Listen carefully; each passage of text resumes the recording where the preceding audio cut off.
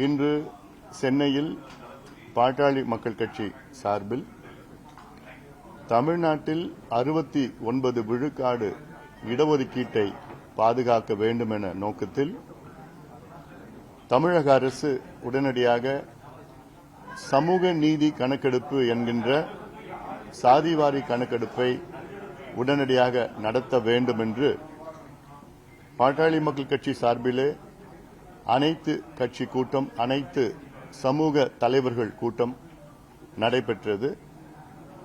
இதில் தமிழ்நாட்டில் உள்ள பெரும்பான்மையான கட்சிகள் சார்பிலே தலைவர்களும் பிரதிநிதிகளும் கலந்து கொண்டார்கள். ஒருமனதாக தீர்மானம் நிறைவேற்றப்பட்டது. இந்த தீர்மானத்தில் தமிழக அரசு உடனடியாக தமிழ்நாட்டில் சமூக நீதி கணக்கெடுப்பு என்கின்ற சாதிவாரி கணக்கெடுப்பை நடத்த வேண்டும். அதில் வருகின்ற நிதிநிலை அறிக்கை கூட்டத்தொடர் பட்ஜெட் செஷன் சட்டமன்றத்திலே ஆளுநர் உரையில் தமிழக அரசு கொள்கை முடிவாக அறிவிக்க வேண்டும். அதற்கேற்ப ஒரு குழுவாக சென்று முதலமைச்சர் மாண்புமிகு திரு விஜய் அவர்களை நேரிலே சந்தித்து இதை வலியுறுத்த வேண்டும் என்று ஒருமனதாக தீர்மானம் நிறைவேற்றப்பட்டது. தமிழ்நாட்டில் சாதிவாரி கணக்கெடுப்பு நடத்துகின்ற அவசியம் முக்கியமானது. இந்தியாவிலேயே ஒரே ஒரு மாநிலத்தில் மட்டும்தான் 50 விழுக்காட்டிற்கு மேல் இடஒதுக்கீடு வழங்கப்பட்டிருக்கிறது. தமிழ்நாடு மட்டும்தான் 69 விழுக்காடு இடஒதுக்கீடு. மற்ற மாநிலங்கள் எல்லாம் 50 விழுக்காடுக்கு கீழ்தான் இடஒதுக்கீடு அங்கே இருக்கிறது. காரணம், உச்சநீதிமன்றம் 1963 Balaji versus state of Mysore என்ற அந்த காலத்தில் ஒரு தீர்ப்பை வழங்கினார்கள். அதன் பிறகு அதை இந்திரா சாணி வழக்கிலே 92 அதை உறுதி செய்து 50 விழுக்காடுக்கு மேல் போகக்கூடாது என்று. ஆனால் அதன் பிறகு அதிமுக ஆட்சி காலத்திலே 94 முதலமைச்சர் ஜெயலலிதா அம்மையார் அவர்கள் மத்திய அரசை வலியுறுத்தி இந்திய அரசியல் சாசன சட்ட திருத்தம் கான்ஸ்டிடியூஷனல் அமெண்ட்மெண்ட் அதை கொண்டு வந்து தமிழ்நாட்டில் உள்ள 69 விழுக்காடு இடஒதுக்கீட்டை அரசியல் சாசனத்தில் 9வது அட்டவணையிலே பாதுகாப்பாக அதை சட்ட திருத்தம் மூலமாக அதை செய்தார்கள். அதன் பிறகு அந்த 9வது அட்டவணையும் உச்சநீதிமன்றம் அதை நாங்கள் ஜுடிஷியல் ரிவ்யூ செய்யலாம் என்று அப்பொழுது 2008 தலைமை நீதிபதி அவர்கள் செய்தார்கள், சொன்னார்கள். அந்த அடிப்படையிலே 2010 ஒரு தீர்ப்பை வழங்கினார்கள் அங்கே இந்தியாவின் உச்சநீதிமன்ற தலைமை நீதிபதி. அந்த தீர்ப்பின்படி தமிழ்நாட்டிலே ஓராண்டிற்குள் சாதிவாரி கணக்கெடுப்பை நடத்த வேண்டும் என்று ஆணையிட்டார்கள். ஆனால் அதை நடத்தவில்லை, அந்த சூழல் நடத்தவில்லை. அதன் பிறகு 2012 பல வழக்குகளை போட்டார்கள். அந்த வழக்குகள் கடந்த வாரம்தான் உச்சநீதிமன்றத்திலே முடிவடைந்தது. காரணம், அந்த வழக்கை போட்டவர்கள் அவர்களுடைய படிப்பை முடித்து விட்டார்கள் என்ற நோக்கத்திலே அந்த வழக்கை முடித்து விட்டார்கள். ஆனாலும் இன்னும் 2-3 அந்த மைய வழக்குகள் இன்னும் நிலுவையில் இருக்கிறது. இது பொதுநல வழக்குகள். இது எப்போனா வரும். அது வந்ததுன்னா நீதிபதிகள் கேட்கின்ற கேள்விக்கு தமிழ்நாடு அரசு பதில் சொல்ல முடியாது. காரணம், இந்த கணக்கு இல்லாமல் அவர்களுக்கு நியாயப்படுத்த முடியாது. ஆக அது அவசியமானது. அது மட்டுமல்ல, இந்தியாவிலே கர்நாடகம், பீகார், தெலுங்கானா இந்த 3 மாநிலங்கள் கணக்கெடுப்பு நடத்தி முடித்து விட்டார்கள். அதேபோன்று ஆந்திரா, ஒரிசா, ஜார்க்கண்ட் மாநிலங்கள் கணக்கெடுப்பு நடத்தி கொண்டிருக்கின்றார்கள். சமூக நீதியின் பிறப்பிடம் தமிழ்நாடு. தமிழ்நாட்டில் தான் முதல் எடுத்திருக்கணும், ஆனாலும் எடுக்கல. அதே நேரத்தில் இப்போ எடுக்கின்ற ஒரு சூழல் வந்து இருக்கிறது. எல்லா கட்சிகளும் இதில் கலந்து கொண்டார்கள். கலந்து கொள்ளாத இப்போ இன்னும் சொல்ல போனா இப்போ ஆளும் கட்சி சார்ந்தவர்கள் இங்கே இந்த கூட்டத்திலே கலந்து கொண்டார்கள். அதே போன்று அனைத்து இந்திய அண்ணா திராவிட முன்னேற்ற கழகத்தின் சார்பிலே முன்னாள் அமைச்சர்கள் வரை இருந்தார்கள். அதே போன்று எதிர்க்கட்சியாக இருக்கின்ற திராவிட முன்னேற்ற கழகத்தின் தலைவர் முன்னாள் முதலமைச்சர் திரு ஸ்டாலின் அவர்கள் காலையிலே இந்த கூட்டம் தொடர்வதற்கு முன்பாக என்னை தொலைபேசியில் அழைத்து, நீங்கள் இந்த கூட்டத்திற்கு எங்களால் வர முடியவில்லை, ஆனாலும் நாங்கள் இந்த தீர்மானத்தை நாங்கள் ஆதரிக்கின்றோம், இந்த கூட்டத்தில் கருத்துக்களை நாங்கள் ஆதரிக்கின்றோம், இதற்கு அப்படி என்னை தொலைபேசியில் தொடர்பு கொண்டு இதற்கு ஆதரவு அளித்திருக்கின்றார்கள். அதேபோன்று விடுதலை சிறுத்தைகள் கட்சி சார்பிலே முன்னாள் சட்டமன்ற உறுப்பினர் பாலாஜி அவர்கள் என்னை தொலைபேசியில் தொடர்பு கொண்டு இந்த கூட்டத்திற்கு தொடர்பு முன்னாக இந்த எங்கள் கட்சி இந்த கூட்டத்திற்கு ஆதரவு அளிக்கிறது, இதை நாங்கள் நேரடியாக வந்து நாங்கள் சொல்றோம், அது பிறகு நாங்கள் சொல்றோம் என்று சொல்லியிருக்கின்றார்கள். அந்த வகையில் அனைத்து கட்சிகளும், இந்திய கம்யூனிஸ்ட் கட்சி எங்களுக்கு ஒரு கடிதம் அனுப்பியிருக்கின்றார்கள்.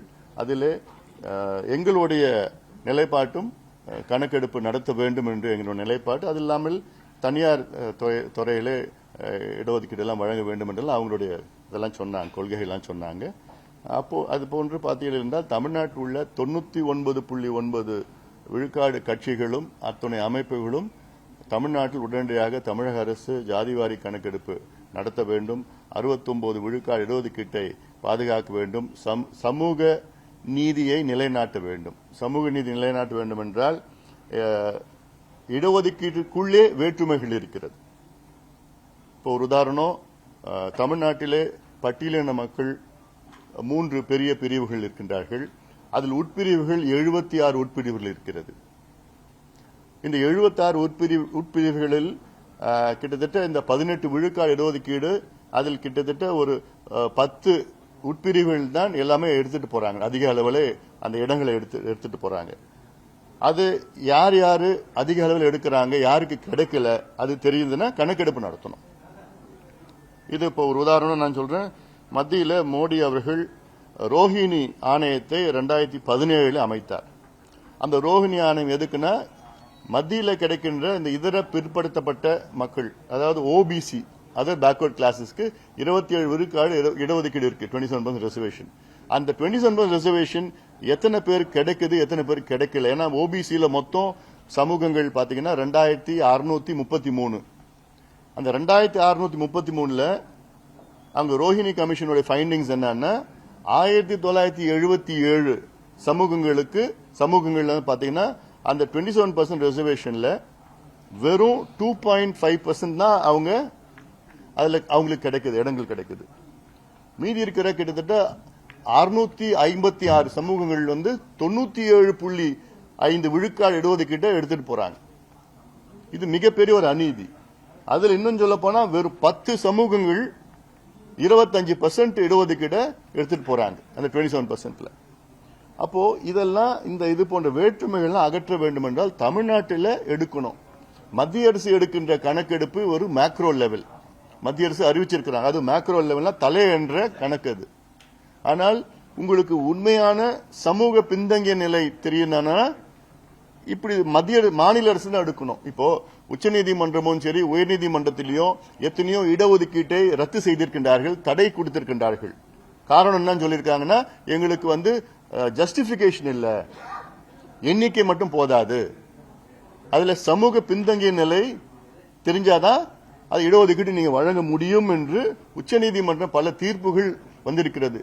பீகார் தீர்ப்பு, பீகார்ல கூட அங்க பாப்புலேஷன் பேஸ் பண்ணி தான் கொடுத்திருக்காங்க. ஆனா அவங்க என்ன சொல்றாங்க, நீங்க சோசியல் பேக்வர்ட்னஸ் சேர்த்து நீங்க எக்ஸ்ட்ராபுலேட் பண்ணி ஜஸ்டிஃபை பண்ணீங்கன்னா தான் நாங்க அந்த இடஒதுக்கீட்டை நாங்கள் ஏற்றுக்கொள்வோம் என்று நீதித்துறையில சொல்லியிருக்கிறாங்க. அப்போ மாநில அரசு எடுத்தால்தான் அந்த புள்ளி விவரங்கள், கிட்டத்தட்ட தெலுங்கானால 75 கேள்விகள் கேட்டிருக்கிறாங்க, 75 விவரங்கள் எடுத்திருக்கிறாங்க. அதுதான் முக்கியமானது. இந்த விவரங்கள் வைத்துத்தான் அடுத்த தமிழ்நாட்டில் 50 ஆண்டு காலம் இந்த விவரங்கள் வைத்து தமிழ்நாடு மிக வேகமாக முன்னேறும். தமிழ்நாடு முன்னேறும்னா ஏதோ பெரிய பெரிய மால், ஹைவேஸ், ஏர்போர்ட், போர்ட் கட்டினா பத்தாது, ஐடி பார்க் கட்டினா பத்தாது.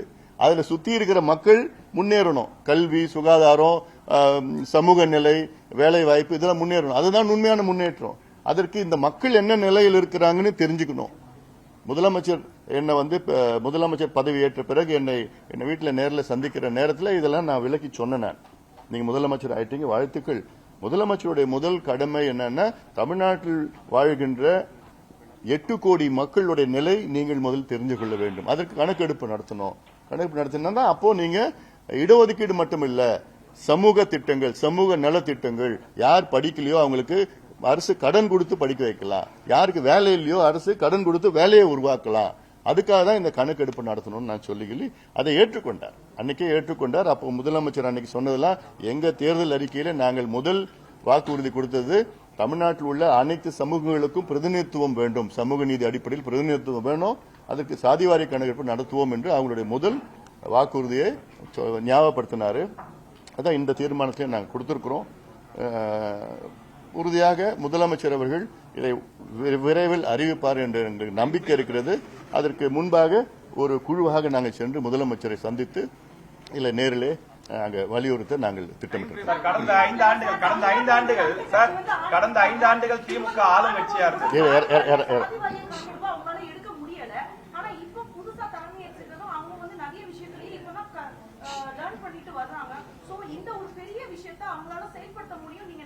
நிச்சயமா முடியும், உறுதியா முடியும். ஏன்னா இது ராக்கெட் சயின்ஸ் கிடையாது. இது மற்ற மாநிலங்கள் ஏற்கனவே எடுத்திருக்கிறாங்க. அதுவும் கர்நாடகாவில் 2 முறை எடுத்திருக்கிறாங்க. தெலுங்கானாவில் ரொம்ப டீட்டெயில்டா எடுத்திருக்கிறாங்க. பீகார்ல எடுத்து கிட்டத்தட்ட 3 ஆண்டுகள் ஆகிறது. அந்த எடுக்கிறதுக்கு தடை எதுவுமே கிடையாது. அதுல கர்நாடகா உயர்நீதிமன்றம் ஒரு 6 மாதத்திற்கு முன்பு தீர்ப்பாவே வழங்கியிருக்கின்றார்கள். இதை மத்திய அரசு மட்டுமல்ல, கணக்கெடுப்பு மாநில அரசு எடுக்கலாம். Under the Indian statistical act 2008 சொல்லியிருக்கிறாங்க. அதனால லீகலா எந்த பிரச்சனையும் இருக்க போறது கிடையாது. அது இல்லாம மற்ற மாநிலங்களில் இருக்கிற அந்த விவரங்கள் கணக்கெடுப்புலாம் நடத்தினா நிச்சயமா ஈஸியா எடுத்துட்டு போலாம். நிதியும் இருக்கு தமிழ்நாட்டில், அதிகாரிகள் இருக்கிறாங்க. கிட்டத்தட்ட 2 லட்சம் அரசு ஊழியர்கள் அவங்க கணக்கெடுப்பு அவங்கள 2 மாசம் எடுத்தா போதும். நிதியும் இருக்கு, மனசும் இருக்கு, தேர்தல் அறிக்கையிலும் கொடுத்திருக்கிறாங்க. அல்ல தடையும் இப்ப பார்த்தா எல்லா கட்சியும் வந்துடுச்சு. 99.9% கட்சிகள் இந்த கூட்டத்துக்கு வந்திருக்கு. வராத கட்சிகள் ஆதரவு கொடுத்திருக்கிறாங்க.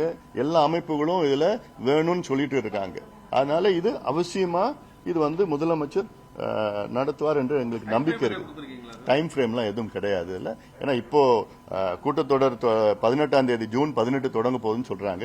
ஆளுநர் உரை இல்ல, அதுல ஒரு அறிவிப்பா வந்துச்சுன்னா, இப்ப இருக்கிற தமிழக அரசினுடைய கொள்கை முடிவு அறிவிப்பு வந்துச்சுன்னா இன்னும் கொஞ்சம் அத வந்திருக்காங்க. அது அவங்க ஆளுங்கட்சியும் சார்ந்தவர்களும் இங்க நல்ல சூழ்நிலை இருக்கு. அதுல நீங்களும் கொஞ்சம் உதவி பண்ணுங்க. இப்ப கடந்த 5 ஆண்டுகள் தமிழ்நாட்டில் திமுக ஆட்சி இருந்தது. அந்த 5 ஆண்டுகள்ல நீங்க பல போராட்டங்கள் பண்ணிருக்கீங்க. இதே மாதிரி அனைத்து கட்சி போராட்டம்லாம் கூட கூட்டி பண்ணிருக்கீங்க. அப்ப திமுக அரசு செய்யணும்னு நீங்க பல முறை வலியுறுத்தினீங்க. ஆனா அப்ப செய்யல. ஆனா இப்ப ஆதரவு கடிதம் கொடுக்குறாங்க. இது என்ன மாற்றமா? இதை வரவேற்கின்றோம். இந்த மாற்றத்தை நாங்கள் வரவேற்கின்றோம். இல்ல, ஆட்சியில இருக்கிறப்ப அதை செயல்படுத்த முடியாத ஒரு சூழலா? அப்ப அப்படி இருக்கிறப்ப தாவேக்கா புதுசா வந்திருக்காங்க, அவங்களுக்கு இன்னும் சவால்கள் இருக்கிறதா அவங்க நினைக்க மாட்டாங்களா? இல்ல, அதான் சொல்றேன். கட்சியா ஆதரவு கொடுத்தாலும் அரசாங்கமா கேட்கிறேன். இல்ல, புரியல, மறுபடியும் சொல்லுங்க. தமிழ்நாடு அரசு முன்னாடி ஆட்சியில இருந்த திமுக இதை செயல்படுத்தல. அவங்க உங்களுக்கு இப்ப தொலைபேசி வாயிலா ஆதரவு கொடுத்திருக்காங்க. அப்ப இருந்தப்ப ஏதாவது சவால் இருந்திருக்குமா? அதை இப்ப தாவேக்கா சமாளிக்குமான்னு நினைக்கிறேன். இல்ல, அது வேற சூழல் இருந்தது. அப்போ நான் அதுக்குள்ள இன்னைக்கு நான் போக விரும்பல. ஏன்னா தேவையும் இல்லை, நான் விரும்பல. நான் எங்களுக்கு ஆதரவு கொடுத்தது அதுவே நாங்க வரவேற்கிறோம். இப்ப இருக்கின்ற முதலமைச்சர் அவர்கள் இதை நிச்சயமாக செய்வார் எங்களுக்கு நம்பிக்கை இருக்கு. ஏன்னா அவங்கள தேர்தல் அறிக்கையிலும் சொல்லியிருக்கிறாங்க. அவங்கள சார்ந்த ஒரு பிரதிநிதி இந்த கூட்டத்தில் கலந்துருக்கிறாங்க. ரொம்ப பாசிட்டிவா போயிட்டு இருக்குது. அதுல நீங்க மட்டும் தயவு செய்து கொஞ்சம் ஆதரவு கொடுங்க. தீர்மானத்தில் முதலமைச்சரை சந்திக்க போறதா சொல்லிருக்கீங்க சார். இப்ப ஆளுநர் உரைக்கு முன்னாடியே போய் சந்திக்கிற திட்டம் முன்னாடி